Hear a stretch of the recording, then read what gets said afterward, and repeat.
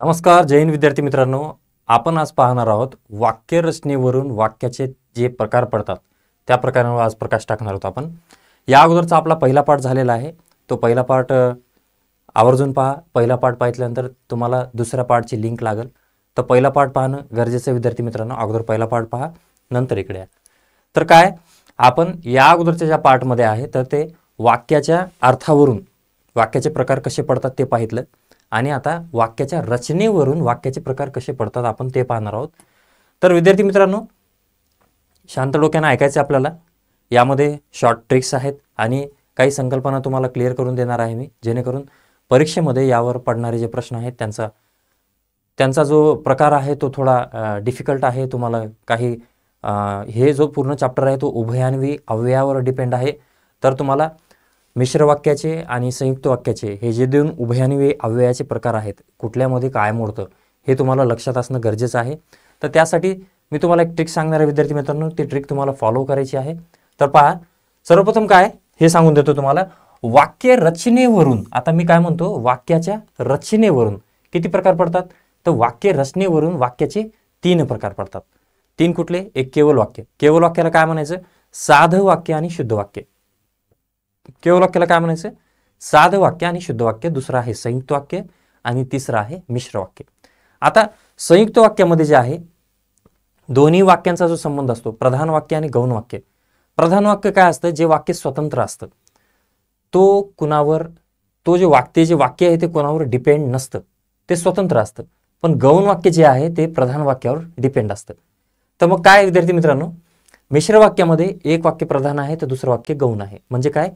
गौण वाक्य हे प्रधान वाक्यावर अवलंबून असतं, डिपेंड असतं. ठीक आहे, ते स्वतंत्र नसतं. तर मग पहा, आणि केवल वाक्याची एक सोपी ट्रिक विद्यार्थ्यांनी काय लक्षात ठेवलेली आहे, केवल वाक्यामध्ये आपल्याला काय वाटतं की केवल वाक्य म्हणलं की तुम्हाला सरळ सरळ त्यामध्ये उभयान्वयी अव्यय नसावं, ही एक संकल्पना विद्यार्थ्यांच्या मनामध्ये आहे. पण ते अगदी बरोबर आहे. पण त्या व्यतिरिक्तही केवल वाक्य होण्याचे काही दुसऱ्या गोष्टीमध्येही तुम्हाला तिथं उभयान्वय दिसत असूनही ते वाक्य केवल वाक्य होतं, हे तुम्हाला मी उदाहरणांशी स्पष्ट करून सांगणार आहे. चला तर मग विद्यार्थी मित्रांनो, मी तुम्हाला काही ट्रिक्स समजून सांगतो. सर्वप्रथम आपण एक तक्ता आखूया. तर इथं तक्त्यामध्ये इथं मी लिहितो संयुक्त वाक्य आणि इथं लिहितो मी मिश्र वाक्य. आता प्रधानत्व सूचक उभयान्वयी अव्यय, संयुक्त वाक्य जे आहे ते प्रधानत्व सूचक उभयान्वयी अव्ययाने, इकडे मिश्र वाक्य. ठीक आहे. मग आपण काय संयुक्त वाक्याच्या बाबतीत काय लक्षात ठेवलं होतं की सर्वप्रथम आपण एक टीम बनवतो. टीम म्हणजे त्या टीमचा समुच्चय बनवतो, बरोबर आहे. मग टीम बनवल्यानंतर आपल्याला टीममध्ये काहीतरी न्यूनत्व सापडतं. मग 1-2 प्लेयर टीममधले आपले काय लूज आहेत, व्यवस्थित खेळत नाही आहेत. तर आपण काय करतो, त्यांना विकल्प शोधतो. मग आपण एक टीम बनवली, त्या टीममध्ये 2-3 जण काम करत नव्हते व्यवस्थित. मग त्या टीममधून त्या 2-3 जणांना उचललं, त्यांना विकल्प शोधला आणि चांगले प्लेयर तिथं रिप्लेस करून टाकले आपण. मग टीम बनवली, न्यूनत्व आलं, विकल्प शोधला आणि परिणामी आपण आपली जी मॅच आहे ती जिंकणार आहोत. तर मग याला तुम्ही कसं लक्षात ठेवणार? पहा, तर आता सर्वप्रथम तुम्ही समुच्चय केला. सर्वप्रथम तुम्ही काय केला? समुच्चय केला. समुच्चय बोधक उभयान्वयी अव्यय. समुच्चय नंतर न्यूनत्व बोधक. ठीक आहे, समुच्चय बोधक, न्यूनत्व बोधक. 3 नंतर विकल्प बोधक.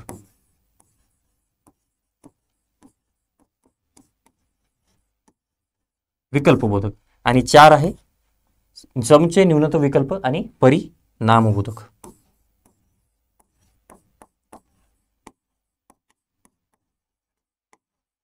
परिणाम बोधक. तर मग पहा, तुम्ही एका टीमचा समुच्चय केला, त्याच्यात न्यूनत्व आलं, तुम्ही विकल्प शोधला आणि परिणामी तुम्ही मॅच जिंकलात. ओके, हे लक्षात ठेवायचं तुम्हाला. तर मग मी आता मिश्र वाक्याकडे येतो. मिश्र वाक्यामध्ये काय आहे? स, का, र, चा, उ, स. सकाळचा ऊस लक्षात ठेवायचा तुम्हाला. मग सो फार काय? स्वरूप बोधक. स म्हणजे काय? स्वरूपबोधक. का फॉर कारणबोधक. का म्हणजे काय? कारणबोधक. ळ काहीच नाहीये, चा काहीच नाहीये, उ या दोन्हीचा संबंध इथं हे सायलेंट आहेत. ठीक आहे. आता उ फॉर उद्देशबोधक.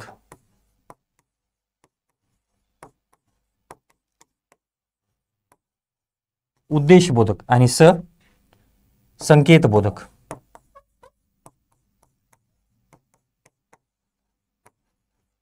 ठीक आहे. मग आता तुम्ही वेगवेगळं कसं केलं ते लक्षात ठेवायचंय की संयुक्तमध्ये काय येतं आणि मिश्रमध्ये काय येतं. बस. मग आता या समुच्चयाचे काही उभयान्वयी अवयव आहेत, न्यूनत्वाचे आहेत, विकल्पचे आहेत, परिणामचे आहेत. फक्त काय विद्यार्थ्याचा गोंधळ हा उडतो की मिश्रमध्ये समुच्चय येतं का संयुक्तमध्ये समुच्चय येतं. मग ते लक्षात ठेवण्यासाठी ही ट्रिक आपल्या समोर आणलेली मी. मिश्रसाठी काय सकाळचा ऊस, तर संयुक्तसाठी काय समुच्चय, न्यूनत्व, विकल्प आणि फायनली आपण मॅच जिंकलेलो आहे. ठीक आहे. परिणामबोधक. मग हे तुम्हाला लक्षात ठेवायचे. आता याला आपण उदाहरणांमध्ये फिट करू आणि एकदम आपल्या थिअरीमध्ये फिट करू. चला मग सुरुवात करूया. चला केवल वाक्य. सर्वप्रथम आपण केवल वाक्याकडे येऊया. केवल वाक्य काय असतं? तर केवल वाक्य विद्यार्थ्यांच्या दृष्टिकोनातून किंवा माझ्याही दृष्टिकोनातून मी एकच लक्षात ठेवले की ज्यामध्ये एकच उद्देश्य आणि एकच विधेय. एकच उद्देश्य आणि एकच विधेय. आता उद्देश्य म्हणजे काय आणि विधेय म्हणजे काय?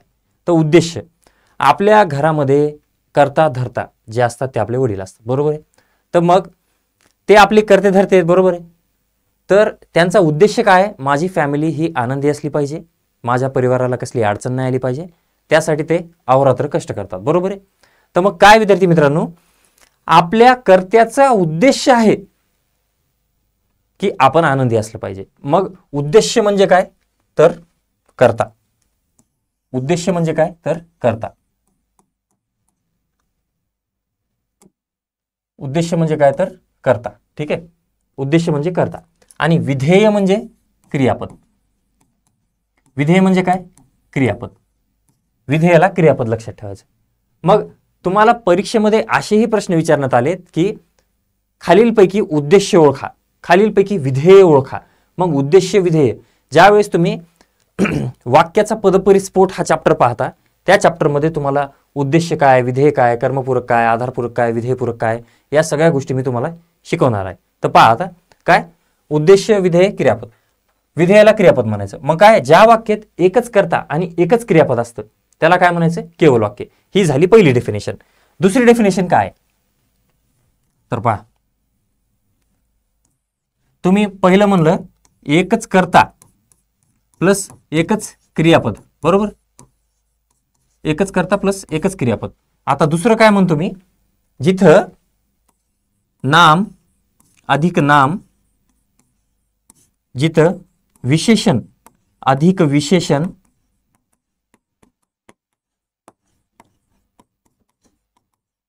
नाम अधिक नाम, विशेषण अधिक विशेषण आणि क्रियाविशेषण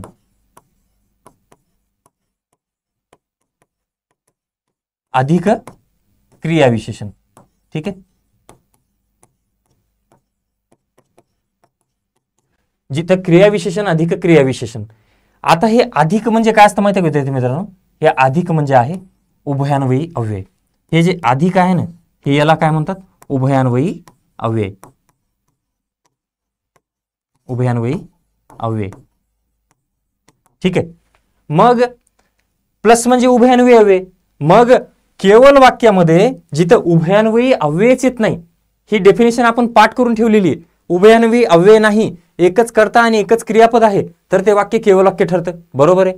पण एक्सेप्शन इथं प्लस दिसते तुम्हाला, म्हणजे उभयान्वयी अव्यय. म्हणजे उभयान्वयी अव्ययानी जेव्हा ते समुच्चयबोधक असू की परिणामबोधक असू, या उभयान्वयी अव्ययानी आपण वाक्य संयुक्तच बनतं. बरोबर आहे. पण या उभयान्वयी अव्ययानी जेव्हा नाम जोडलं जातं, जेव्हा विशेषण विशेषण जोडलं जातं, जेव्हा क्रियाविशेषण जोडलं जातं, तेव्हा ते बनतं केवल वाक्य. एवढं तुम्हाला लक्षात ठेवायचं. मग केवल वाक्य बनण्याचे 3 गोष्टी. पहिलं एकच कर्ता एकच क्रियापद, वाक्य केवल वाक्य हे.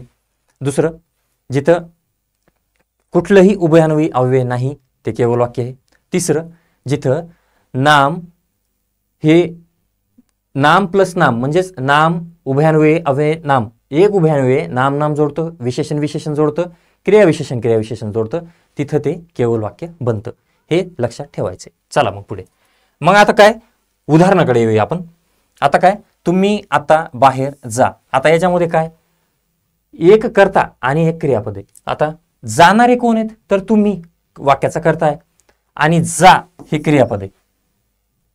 जा हा धातू आहे, बरोबर आहे. जा हे क्रियापद आहे. मग एकच कर्ता आणि एकच क्रियापद सापडलं, वाक्य केवळ वाक्य आहे. दुसरी गोष्ट, कसलं उभयान्वयी अव्यय काय तर नाही, उभयान्वयी अव्यय प्रेझेंटच नाहीये, तर मग तुम्ही काय म्हणणार, केवळ वाक्य. ओके, तो तेथेच राहिला, तो तेथेच राहिला.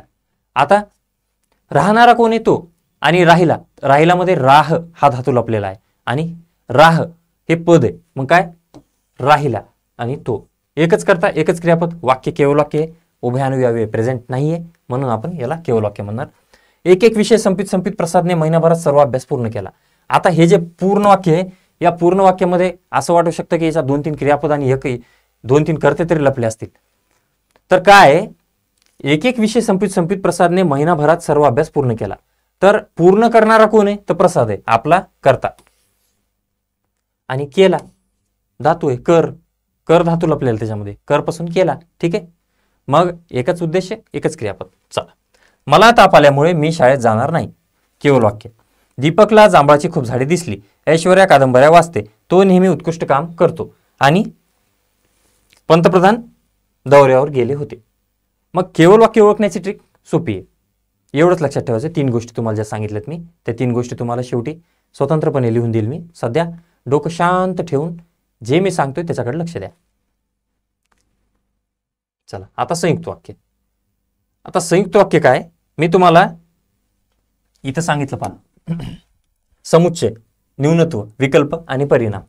समुच्चय, न्यूनत्व, विकल्प आणि परिणाम. तर मग काय विद्यार्थी मित्रांनो, पहा इथं 2 प्रधान उपवाक्य. आता याच्यामध्ये 2ही प्रधान वाक्य असतात, जे एकमेकावर डिपेंड नसतात, जे प्रधान असतात, ज्यांचं एकमेकावर अवलंबत्व नसतं, म्हणून ते प्रधान असतात. मग काय, 2 प्रधान उपवाक्य जेव्हा प्रधानत्व सूचक उभयान्वयी अव्ययांनी जोडली जातात, तेव्हा त्या वाक्याला संयुक्त वाक्य असं म्हणतात. बरोबर आहे. मग काय, प्रधानत्व सूचक उभयान्वयी अव्यय कुठले कुठले आहेत, तर मग आता हे जे तक्ता आहे, हा तक्ता लिहून काढा, वाचा, लिहून काढा, वाचा, आणि वाटलंच तर भिंतीवर चिपकून टाका. त्याला कसं लक्षात ठेवायचं ते आता काही लॉजिक आणि ट्रिक मी तुम्हाला सांगणार आहे, पण तुमच्याही दृष्टिकोनातून त्याला लक्षात ठेवणं गरजेचं आहे. तर मग काय, समुच्चय बोधक मध्ये काय, समुच्चय म्हणजे काय, ते जोडण्याचं काम करते, टीम बनवायचं काम करते. बरोबर आहे, आपल्या लॉजिकनुसार टीम बनवायचं काम करते. मग काय, समुच्चय म्हणजे काय, काय काय, आणि, व, आणखी, नि, अन, शिवाय, आणि व आणखी, नि, अन, शिवाय, आणि व आणखी, नि, अन, शिवाय, समुच्चय बोधक. आणि व आणखी, आणि व आणखी, नि, अन, शिवाय, हे काय, समुच्चय बोधक आहे. आता या विकल्प, विकल्पामध्ये काय, विकल्पामध्ये हे लपलेलं आहे की ते हे नाही तर ते, एक ऑप्शन निर्माण करतो. मग काय, किंवा, अथवा, वा, अगर, नाहीतर, की, हे नाहीतर ते, हे किंवा ते, मग ऑप्शन निर्माण व्हायला. जिथे ऑप्शन निर्माण होतो ते विकल्प बोधक. न्यूनत्व बोधक. आता काय, याच्यामध्ये मी म्हणतो विराट कोहलीनं शतक झळकवलं, पण भारत मॅच हारला. विराट कोहलीनं शतक झळकवलं, ही खूप चांगली गोष्ट आहे, अत्यंत म्हणजे आपल्याला एनर्जी देणारी गोष्ट आहे की विराट कोहली 100 रन मारले, पण भारत मॅच हारला. मग काय, काहीतरी कमीपणा. मग इथं या वाक्यामध्ये मग न्यूनत्वबोधक मध्ये काय काय दिसतं तुम्हाला, पण, परंतु, किंतु, परी, बाकी. आता आपला मित्र एरी आपला सहजासहजी भेटला तर आपण म्हणतो, अरे काय चाललंय, बरं आहेस का, ते म्हणते हो सगळं बरं आहे, बाकी जसं आहे तसंच आहे. मग काय, बरं पण आहे आणि जसं आहे तसंच आहे, काहीच नाही, विकासच नाही आपला. मग काय, पण, परंतु, किंतु, परी, बाकी. आता परिणाम बोधक मध्ये काय आहे, म्हणून, यास्तव. परिणाम बोधक म्हणजे काय, कुठल्या तरी क्रियेचा परिणाम तुम्हाला पुढच्या वाक्यामध्ये दिसतो. आता मला ताप आल्यामुळे, मला ताप आला म्हणून मी शाळेत येणार नाही.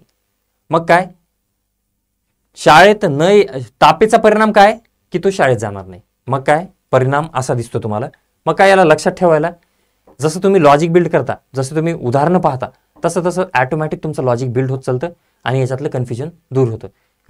खूप विद्यार्थ्यांना याचं कन्फ्युजन आहे.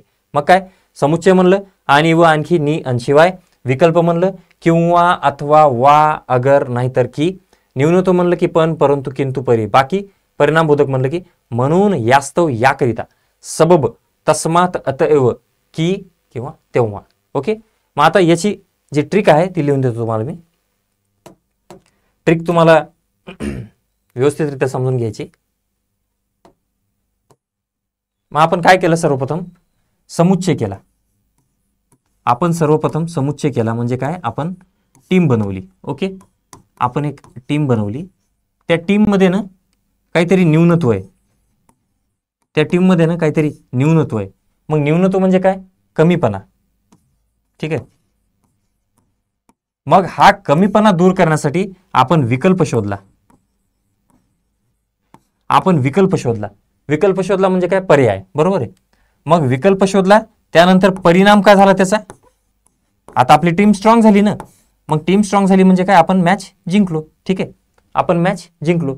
मग समुच्चय केला, न्यूनत्व आलं, विकल्प शोधला, परिणामी मॅच जिंकलो. एवढं लक्षात ठेवायचं. हे लिहून घ्या, मी जसं सांगतोय तसं ते लिहून घ्या. ठीक आहे, सोपं पडेल तुम्हाला. चला पुढे जाऊया. आता यांचा वाक्यामध्ये वापर कसा करायचा ते पाहूया. प्रधानत्व सूचक उभयान्वयी अव्यय पाहता. आता काय, दोन समान दर्जाचे शब्द किंवा दोन प्रधान उपवाक्य. आता प्रधानत्व सूचक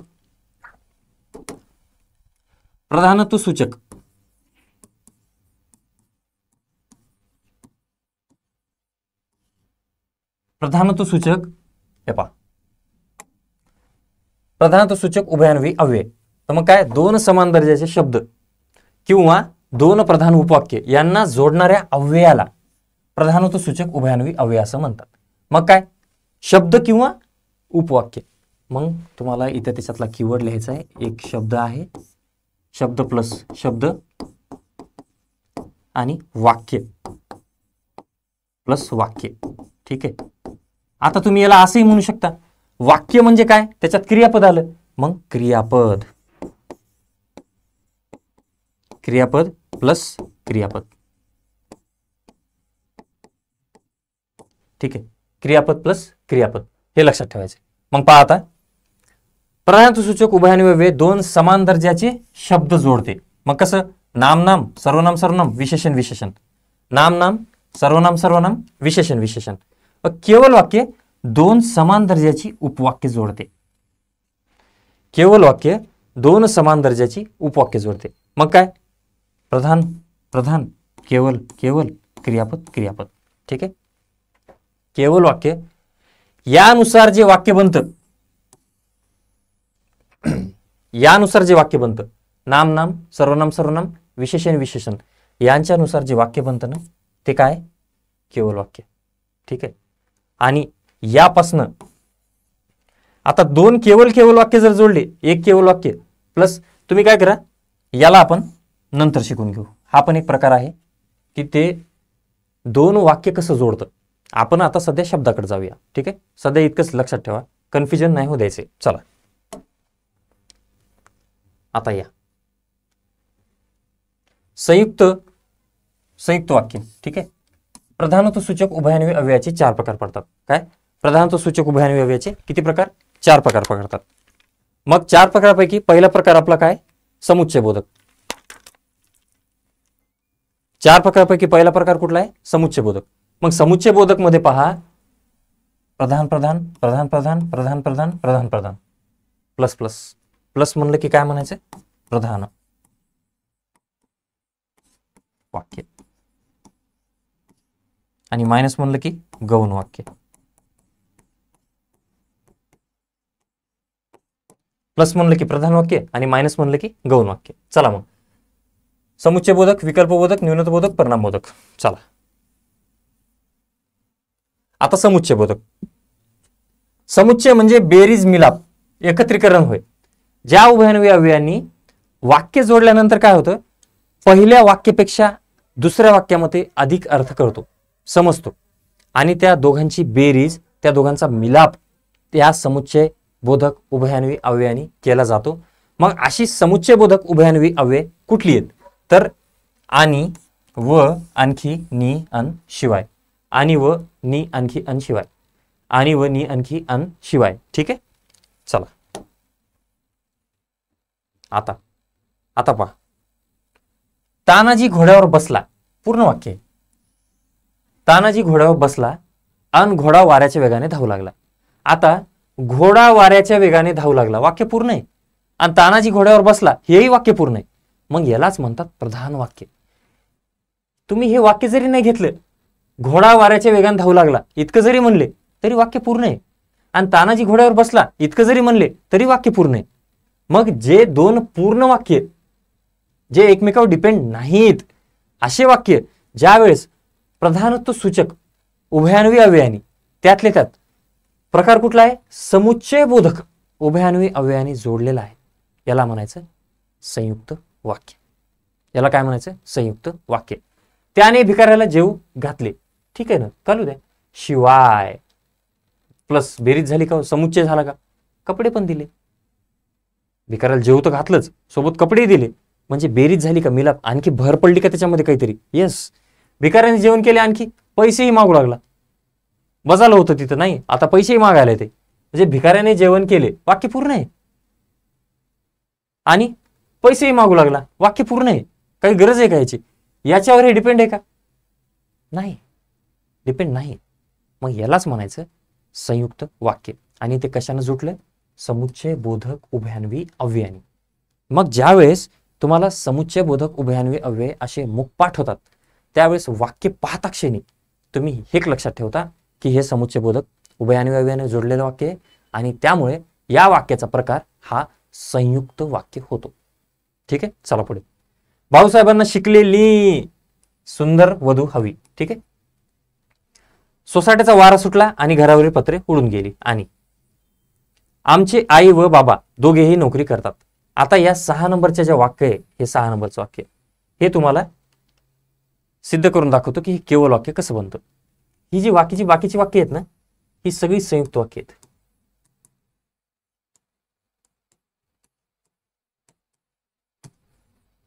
ही सगळी काय आहेत? संयुक्त वाक्य आहेत. हे एकट वाक्य, मिश्र वाक्य, सॉरी केवळ वाक्य आहे, माफ करा. हे एकट वाक्य, केवळ वाक्य. कसं काय? तर इथं व हे समुच्चय बोधक उभयान्वी अव्यय दिसतं तुम्हाला, नीट आहे का बरं? व हे समुच्चय बोधक उभयान्वी अव्यय दिसते. मग व हे समुच्चय बोधक उभयान्वी असल्या कारणानं तो प्रधानत्व सूचक उभयान्वी अव्ययाचा प्रकार असल्या कारणानं वाक्य कुठलं बनतं? संयुक्त वाक्य बनतं.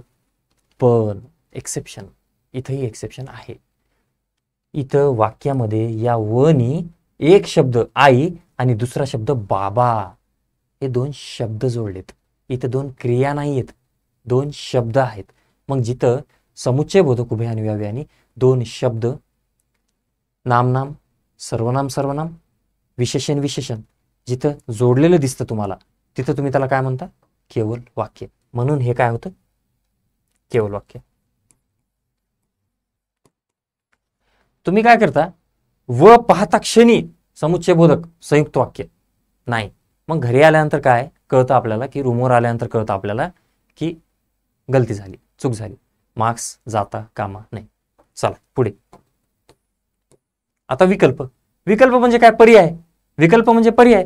मग काय? ज्या उभयान्वी अव्ययाने वाक्य जोडल्यानंतर एक वाक्य दुसऱ्या वाक्यात विकल्प किंवा पर्याय आहे हे दाखवतं आपल्याला, तेव्हा त्या उभयान्वीला विकल्प बोधक. मग विकल्पात काय येतं? दोघांपैकी एकाची निवड, किंवा अथवा, वा अगर नाहीतर की. देव करो तुमच्यावर अशी वेळ येऊ की तुम्हाला ही नोकरी घेऊ का ती नोकरी घेऊ हे सुचलं नाही पाहिजे. आणि दोन्ही पद अत्यंत मजबूत असे मस्त छान पद पाहिजे. दोन्ही तुम्हाला असं सुचलं नाही पाहिजे. विकल्प, मग तिथं विकल्प बोधक उभयान्वी अव्यय तुमच्या कामी येणार आहे. ठीक आहे, चला. किंवा अथवा, वा अगर नाहीतर की. किंवा अथवा, वा अगर नाहीतर की. चला मग पाहूया प्रश्न. आता पहिलं आपण पाहितलं समुच्चय मग समुच्चयमध्ये 2 वाक्य बनतात. कुठले कुठले? एक केवल बनतं आणि एक कोणतं बनतं? संयुक्त बनतं. ठीक आहे. त्यानंतर विकल्पावर आलो. विकल्पामध्ये काय? इथंही 2 वाक्य बनतात. विकल्पामध्ये 2 वाक्य बनतात. मग कुठले कुठले? एक आहे केवल आणि एक आहे संयुक्त. ठीक आहे. मग चला पाहूया. इथं पण तुम्ही एक ऑब्झर्वेशन पहा. तुम्ही प्रश्न पहा सर्वजण आणि पहा इथं कुठं 2 शब्द जुटलेले आहेत का? तर ते शब्द तुम्हाला बाजूला काढायचे. चला पहा. कार्यक्रमाला मुख्यमंत्री येतील किंवा उपमुख्यमंत्री उपस्थित राहतील. कार्यक्रमाला मुख्यमंत्री येतील किंवा उपमुख्यमंत्री उपस्थित राहतील. ठीक आहे. आता इथं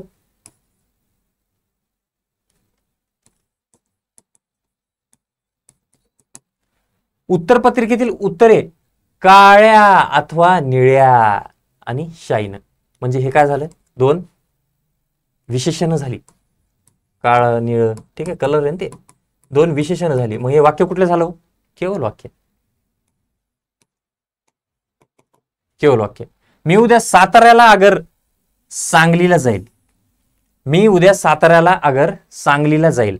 मग सातारा सांगली काय? नाम आहेत ना 2. नाम जोडले. हे वाक्य केवल आहे. ठीक आहे. विद्यार्थी मित्रांनो, मला सांगायचं इतकंच की ही गफलत पेपरमध्ये होते आणि आपला फज्जा उडतो. मग काय? वाक्यात प्रधानत्व सूचक उभयान्वयवे. जर तुम्हाला हे विचारलं की हे अगर काय आहे, तर तुम्ही काय सांगणार? प्रधानत्व सूचक उभयान्वयी अव्यय. आणि त्यातला जर उपप्रकार विचारला तर विकल्पबोधक उभयान्वयी अव्यय. बरोबर? विकल्पबोधक उभयान्वयवे. आणि जर वाक्याचा प्रकार विचारला तर केवल वाक्य.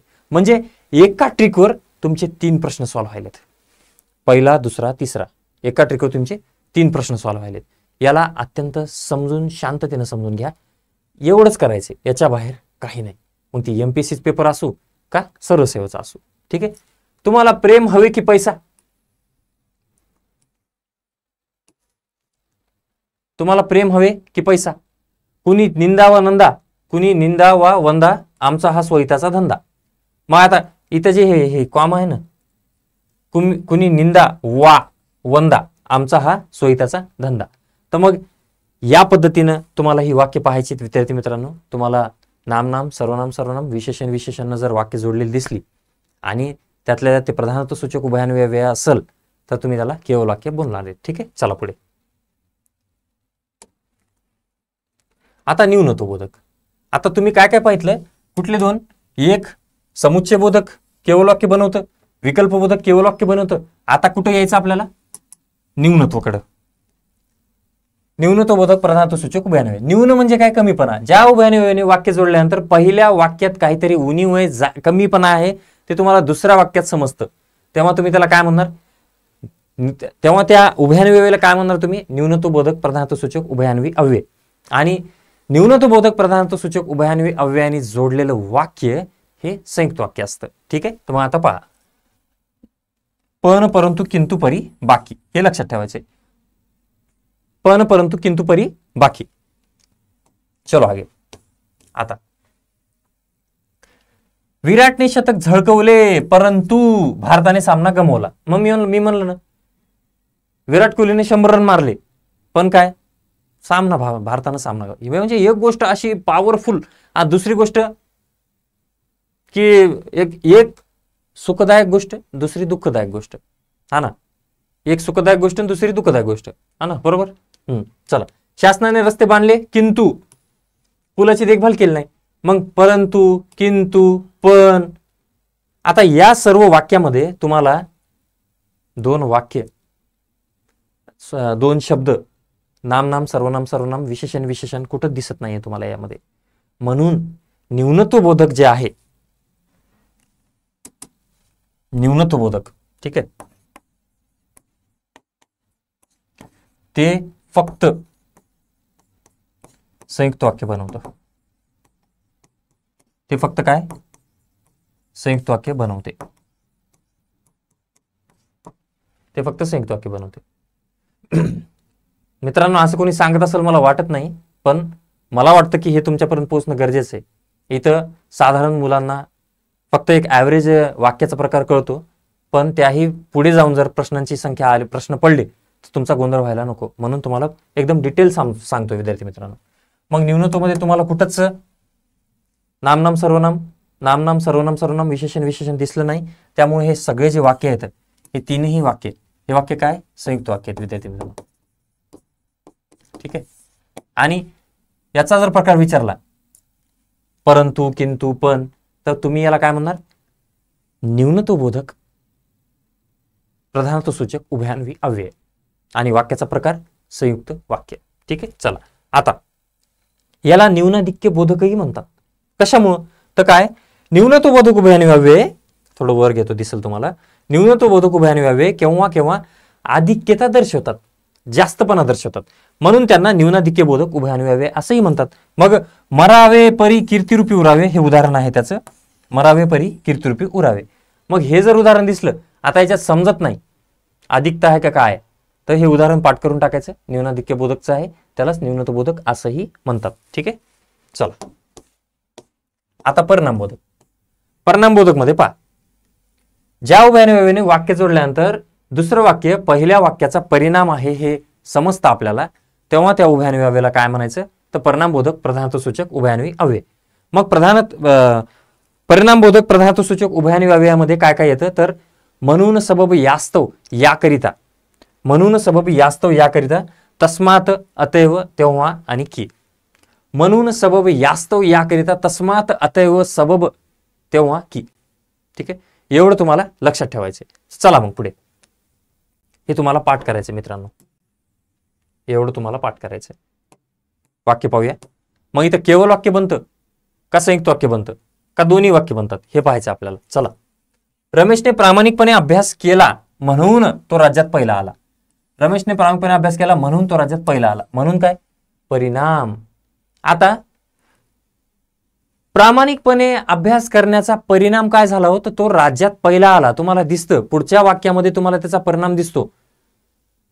रमेश राज्यात पहिला आला म्हणून त्याचा वर्तमानपत्रामध्ये फोटो आला. आता तो वर्तमानपत्रामध्ये फोटो ऑटोमॅटिक येणार का? नाही. राज्यात पहिला येण्याचा परिणाम वर्तमानपत्रामध्ये फोटो येण्यात झालाय. आणि वर्तमानपत्रामध्ये फोटो आला म्हणजे त्याचा जंगी सत्कार झाला.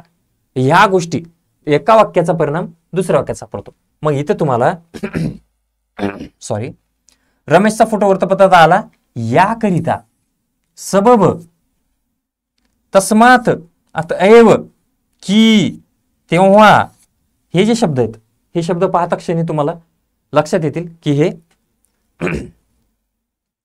काय? परिणामबोधक. परिणामबोधक वाक्याचे, उभयान्वी अव्ययाचे हे प्रकार आहेत. आणि यामध्ये तुम्हाला केवळ वाक्याचा प्रकार सापडत नाही. तर मग केवळ वाक्य,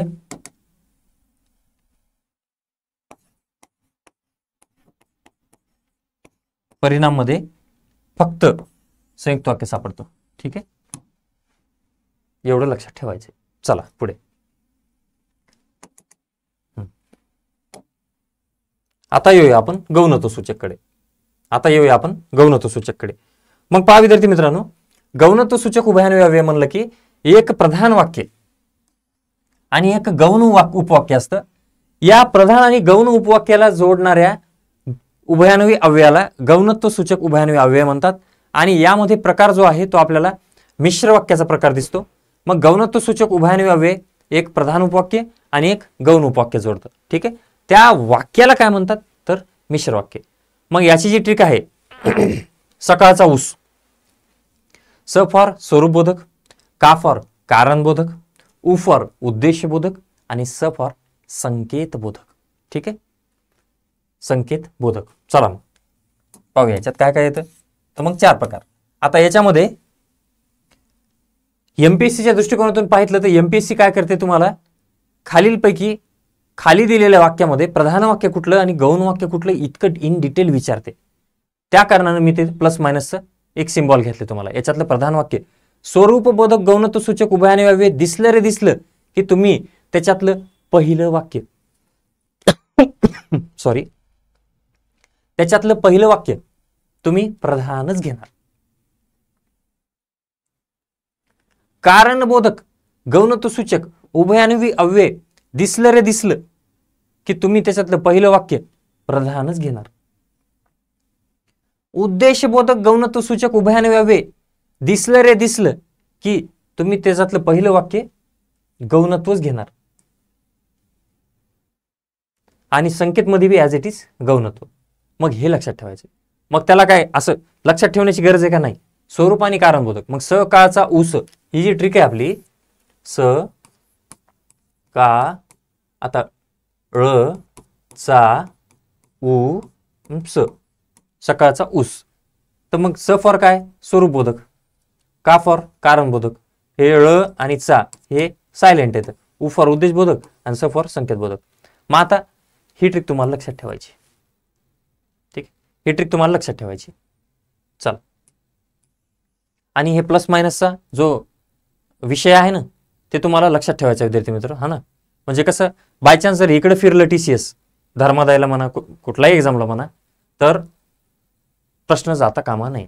कारण दिवसेंदिवस काठिण्य पातळी वाढत चालली आहे आणि मार्क्स जाता कामा नाही. एक एक मार्क्स आपल्यासाठी महत्वाचा आहे. चला पुढे. आता स्वरूपबोधक गौणत्वसूचक उभयान्वी अव्यय एक शब्द किंवा वाक्य यांचा खुलासा पुढे करणाऱ्या, स्पष्टीकरण पुढे देणाऱ्या, स्वरूप पुढे दाखवणाऱ्या उभयान्वी अव्ययाला स्वरूपबोधक उभयान्वी अव्यय म्हणतात. मग स्वरूपबोधक उभयान्वी अव्यय म्हणलंय ना तर काय म्हणून म्हणजे की जे लक्षात ठेवायचं तुम्हाला. काय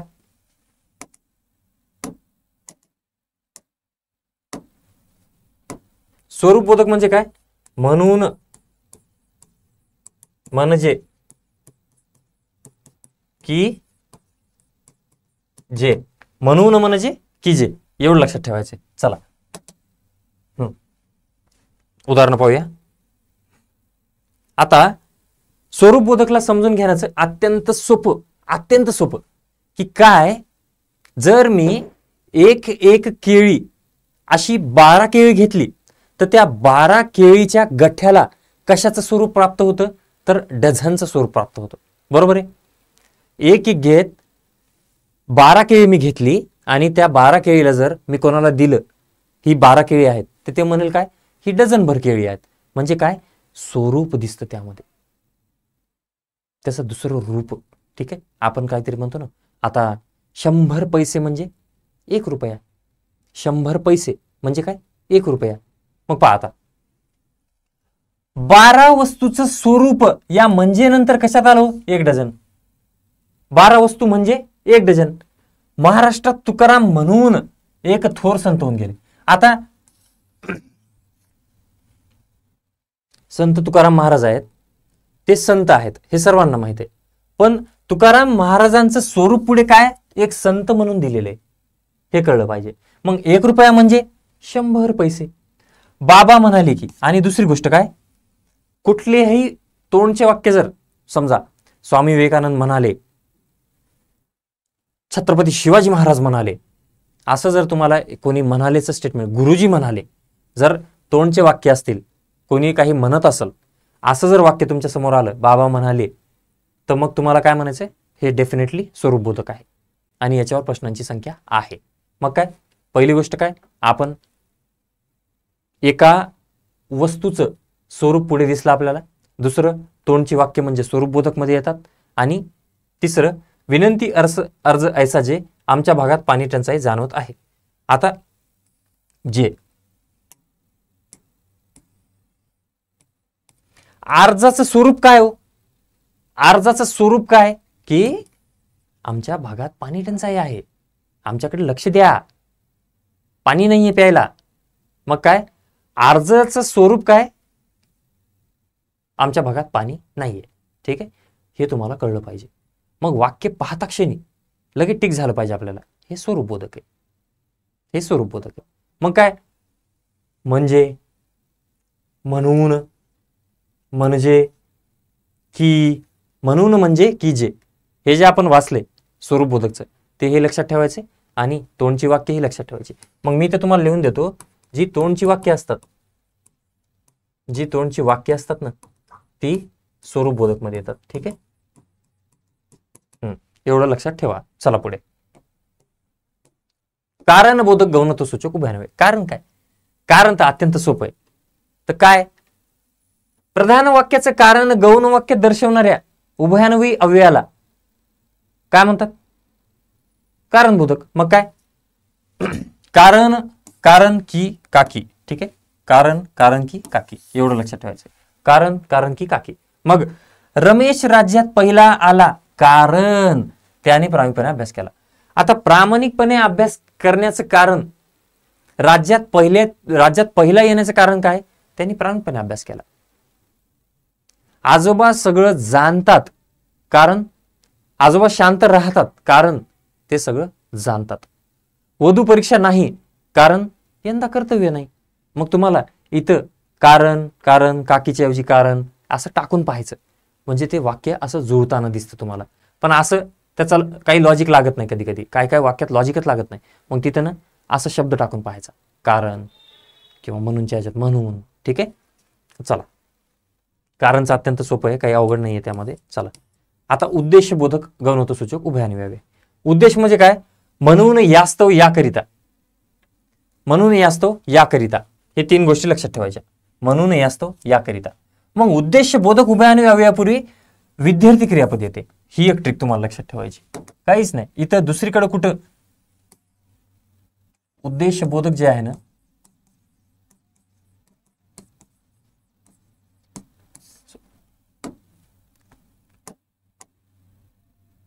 इथं लिहून देतो तुम्हाला. हे जे उद्देशबोधक आहे ना, या उद्देशबोधक मध्ये ट्रिक काय? तर तुम्हाला इथं विद्यार्थी क्रियापद दिसतं.